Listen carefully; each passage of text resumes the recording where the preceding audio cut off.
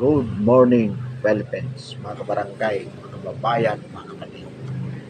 Ngayon po ay araw ng Biyernes, September 26, 2025. Narinig po natin ang hearing kahapon sa Blue Ribbon Committee kung saan mayroon pong bagong testigo na iniharap si Senator Marcolita sa katauhan po ng Marine Master Sergeant Orly Gutisa. Ayon po sa bagong testigo na ito, noong December 2024, isa siya mismo sa kasama na nag-deliver ng mali-malitang pera sa bahay ni Saldico at ni Martin Romualdez. Mga kabarangay, mga kababayan, mga kapatid, ano po ang significance ng kanyang testimonya? Ito po ay na-establish o nag-i-establish ng direct linkage mula po sa flood control project scam tungo kay Saldico at Martin Romualdez bilang mga tao, matataas na opisyal ng pamahalaan na nasa likod ng nabanggit na mga anomalya sa flood control. At dahil po dito, madali na pong ma-establish ang linkage ng Malacanang. Sapagkat alam po naman natin na kailanman hindi ito magagawa ni Martin Romualdez at ni Saldico kung hindi mismo ang nasa likod ay ang Malacanang. Katulad nga po ng sinasabi ni Chavit Singson, imposible na hindi alam ito ng Pangulo sapagkat mismo sa kanyang probinsya sa Ilocos Norte, ang mga kontraktor doon ay ang mga diskaya. Kaya mga kabarangay, mga kababayan, mga kapatid, ito lamang ay nagpapakita o nagpapatutuo sa hinala na mismo ang Malacanang ang nasa likod ng nabanggit na anomalya. Katunayan po sa hearing ng Blue Ribbon Committee, 2 beses po na nabanggit ang direktang ugnayan ng Malacanang sa nabanggit na flood control scam. Una po, binanggit ni Yusik Bernardo ng DPWH na di umano sa pamamagitan ng isang undersecretary ng DepEd sa katauhan ng isang Ulayba, binanggit o mano nito kay Bernardo na humingi ang executive secretary ng 15% sa mga proyekto sa ilalim ng kanyang opisina. Of course, being the executive secretary, lahat po ng paggawaing bayan through DPWH ay nasa ilalim ng executive secretary, being the second man to the president. So, ibig po sabihin niyan, talagang direktang nasa likod ang Malacanang. Sa pangalawang pagkakataon po, binanggit mismo ni Master Sergeant Gutisa na pagkatapos nila mag-deliver ng pera sa bahay ni Saldico at ni Martin Romualdez, nag-deliver din po sila sa Malacanang doon sa Aguado. So, kitang-kita po dito, mga kabarangay, mga kababayan, mga kapatid, kung paano talaga mayroong direktang linkage ang Malacanang at ang Kongreso, specifically the lower house, kung paano ito ay nagiging involved o nagsisilbing nasa likod ng flood control scam. At kahit na dito rin sa Senado, binanggit din sa in the course of the hearing na itong mga W o DPWH official ay nakipagkita pa rin o nakipagkita din kay Senate President Escudero. Katulad din naman ang babanggitin ang pangalan ni Jingo Estrada at ni Joel Villanueva. So mga kabarangay, mga kababayan, ito marahil ang dahilan kung bakit pilit na pinagtatakpan ng mga matataas na opisyal ang Malacanang sa pamamagitan ng paglilimita sa investigasyon. Marami pong attempt na iligaw ang investigasyon sa pamamagitan po ng paglilihis ng isyu sa mga Duterte sa halip na ituon ang investigasyon sa Malacanang. Marami pong attempt sa bahagi ng mga senador na limitahan ang investigasyon. Halimbawa po dyan, yung attempt ni Secretary Boyeng Remulla na harangin ang pagiging state witness ng mga Diskaya. Ang sinasabi ni Secretary Justice Remulla, kailangan daw munang ibalik ang mga ninakaw na pera ng mga Diskaya bago sila tanggapin bilang state witness. At ang sinasabi po ni Senator Marcolita, hindi pwedeng gamitin po na dahilan yan sapagkat hindi naman itinatadhana ng batas na kailangan mo nang ibalik ang pera bago sila tanggapin na state witness. Ngunit pinagpipilitan po ng Justice Boyeng Remulla. So, perhaps this is an opportune time to remind Secretary Remulla that the rule on the matter, Mr. Secretary, is that if the law does not distinguish, we should not distinguish. Or more precisely, when the law excludes, we do not or it does not include. Sa mga katwid, kung ang restitution is not included as a matter of a requirement before an accused can be admitted as a state witness, then it cannot be included as a requirement, even if, as you said, it is morally correct. Sabi nga natin, there is conflict between ethical and legal aspect. It should be the latter that prevails. Alam po ninyo yan. Anyway, mga kabarangay, mga kababayan, mga kapatid, nakakapagtaka din po na si Erwin Tolpo ay sinang-ayunan itong sinasabi ni Remulla na hindi dapat tanggapin na state witness ang mga Diskaya unless they should first return what have been stolen by them. At ang malungkot pa po dito, sinabi rin ni Erwin Tolpo na kung kailangan we have to bend the law, then we should. Mr. Senator Erwin Tolpo, maling-mali po yung sinasabi niyo. Because being the lawmaker, you should not advocate for the violation of law.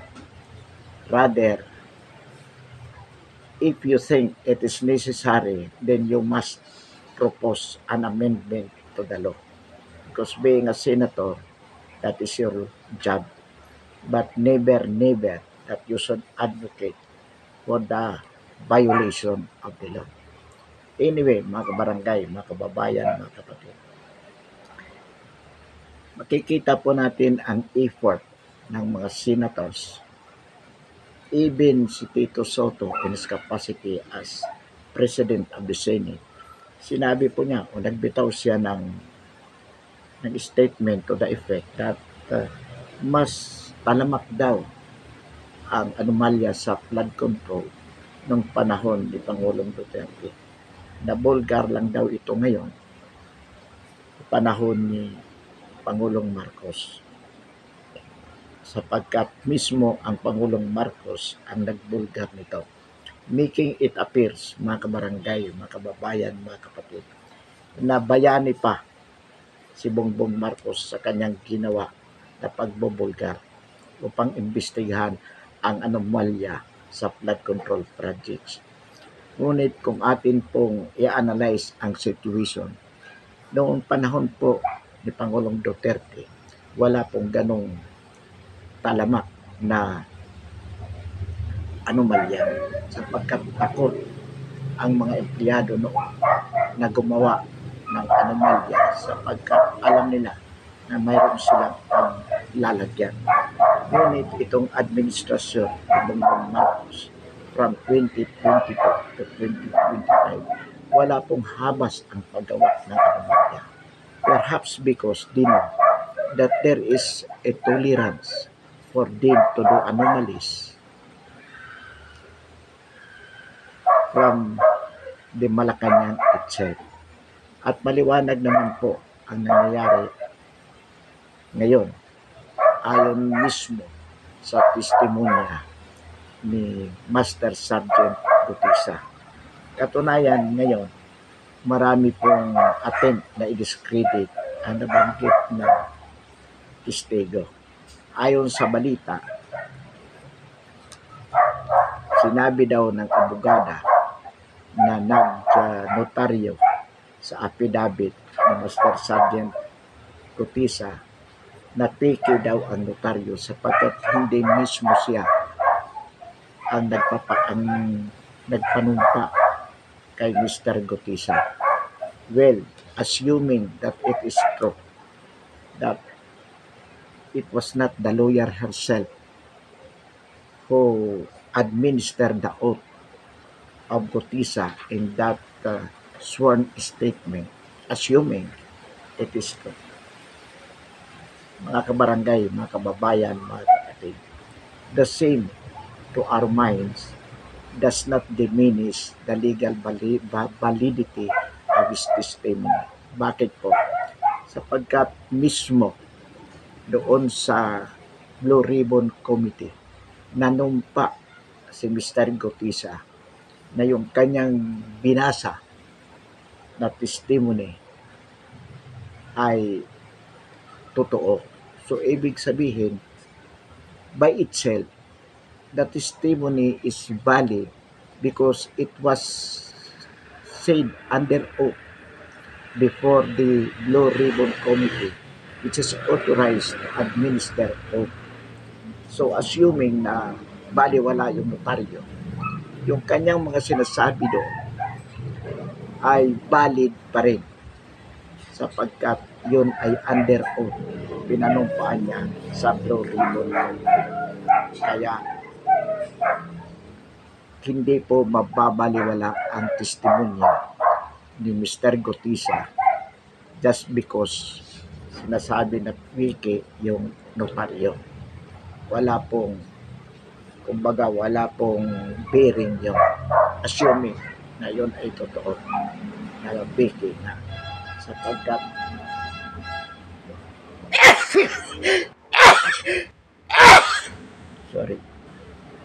sapagkat mismo sa Blue Ribbon Committee ang kanyang testimony ay kanyang pinanumpaan.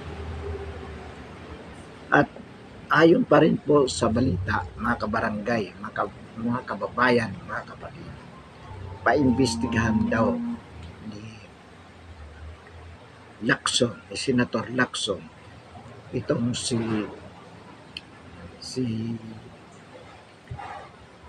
Gutisa. Well, maybe because he wanted to find out any legal reason that could invalidate his statement. Marahil iyon ang dahilan kung bakit sinasabi na napaimbestigahan niya. Bakit? Sapagkat marahil nais din ni Ping Lacson hanggat maaari ay mabaliwala ang testimonya ni Gutisa sapagkat ito nga ay nagliling kay Romualdez, kay Saldico, at most likely madali nang mailing dito ang Malacanang.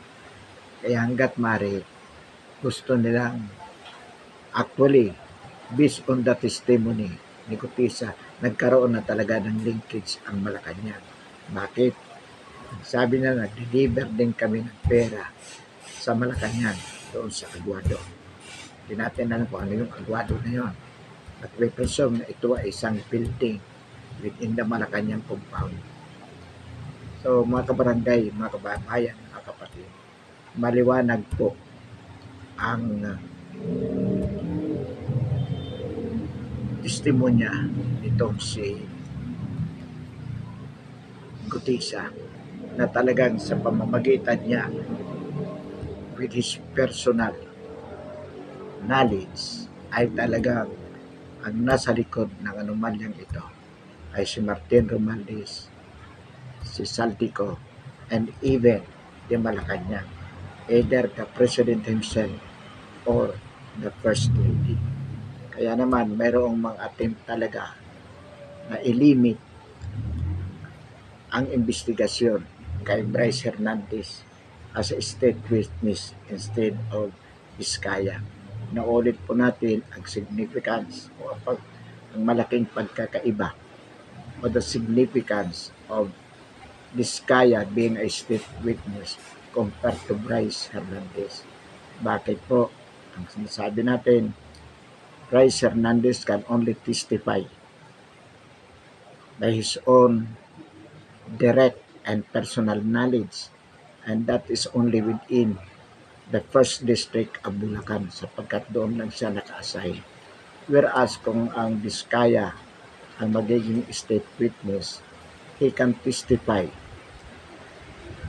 nationwide kung saan mayroon siyang nakuhang kontrata, pwede po niyang i-testify yun sapagkat she has a direct personal knowledge on the matter. And what is important, she can even testify who is the person behind her kung bakit nakakakuha siya ng kontrata sa DPWH nationwide at bakit ganoong kalaki at karami ang mga kontratang nakukuha niya at bakit kahit sinasabing ghost projects, kahit sinasabing substandard ang kanyang project, still nababayaran pa rin siya. At what is worse, kahit ang isang project ay dati nang napunduhan, nakukuha pa rin niya ang project, nagkakaroon ng duplication of fundings. Yung mga ganitong circumstances ay nagpapakita lamang na talagang napakalakas yung kanyang koneksyon. At marahil ito rin ang dahilan kung bakit, kung titingnan po natin, mismo ang mga empleyado ng DPWH na involved ay walang habas at walang takot na gumagawa ng mga anomalya. Maybe because they are being assured that what they are doing, the anomalies that they are doing, ay mayroon pong blessing sa itaas, sa pinakamataas na opisyal ng pamahalaan.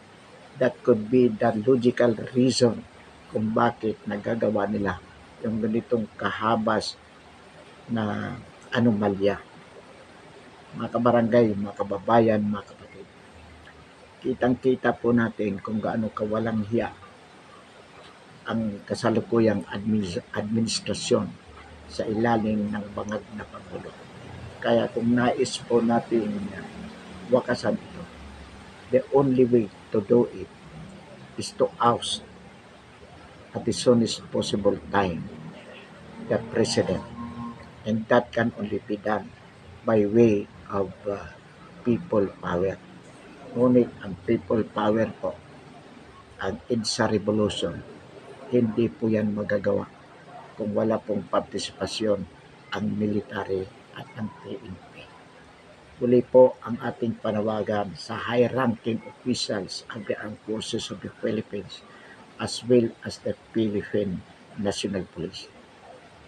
Ang nakataya po dito, sirs, ma'ams, ay ang kinabukasan, hindi lamang ng ating sarili, agkus lalo na ng ating mga anak at ng ating mga kaapo at mga.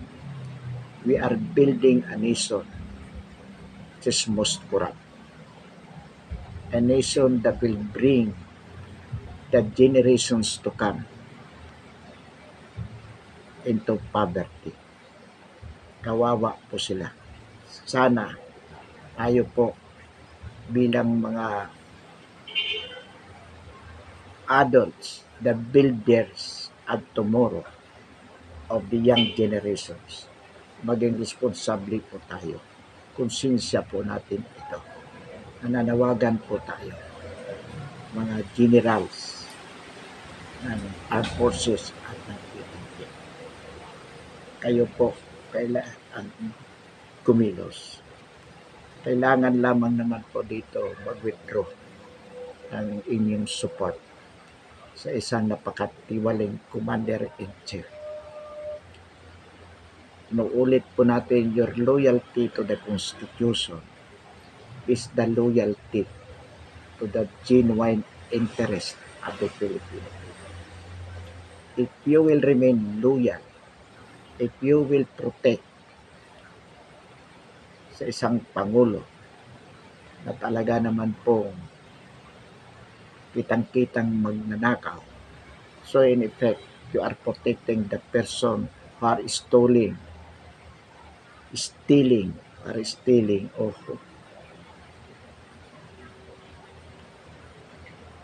the future of the Filipino young generation. Responsibilidad po, higit kanino man, inyo pong responsibilidad dyan, mga general, sapagkat kayo po ang may armas, kayo lamang ang makakapagpatalsik sa isang tiwali at adik na Pangulo. The people, what the people can do is to express their dislikes, their hatred against the administration.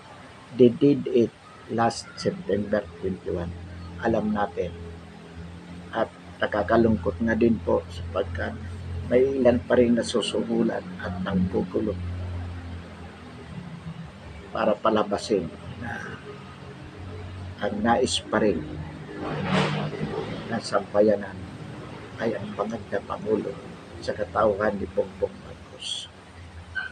Pinalalabas, mayroong balita, mga kabarangay, mga kababayan, mga kapatid, ang nanggulo daw noong rally noong September 21 ay mga kaalyado pa rin ni Pangulong Duterte sa katauhan ni Atty. Vic Gonzales, Atty. Vic Rodriguez, ang dating Executive Secretary ni Bongbong Marcos na nagbitiw sapagkat hindi niya kaya o nakayanan ang mga anomalya sa loob ng administrasyon ni Bongbong Marcos. Mga kabarangay, mga kababayan, mga kapatid, huwag po tayong magbulag-bulagan at magbingi-bingihan sa mga nangyayari sa ating pamahalaan at sa ating kapaligiran. Maliwanag po, hindi na po kayang itago pa ang mga anomalya sa kasalukuyang administrasyon. Kailangan po mailunsad sa lalong madaling panahon ang EDSA test.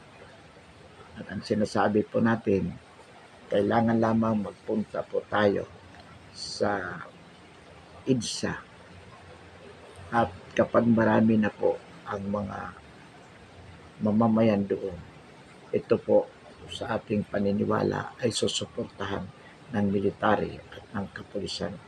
Nangyari po ito noong 1986. nangyari po noong 2001 at dapat na mangyari ngayong 2025. Kung hindi po tayo ang kikilos, wala po yung ibang gagawa nito para sa atin. Kung hindi po natin ito gagawin ngayon, wala na po tayong pagkakataon na magawa pa ito. Sabi nga po ng isang popular na kanta, it's now or never. Mga kabarangay, mga kababayan, mga kapatid. Magandang umaga po at maraming salamat. Wakasan po natin ang ating talakayan ngayong umaga.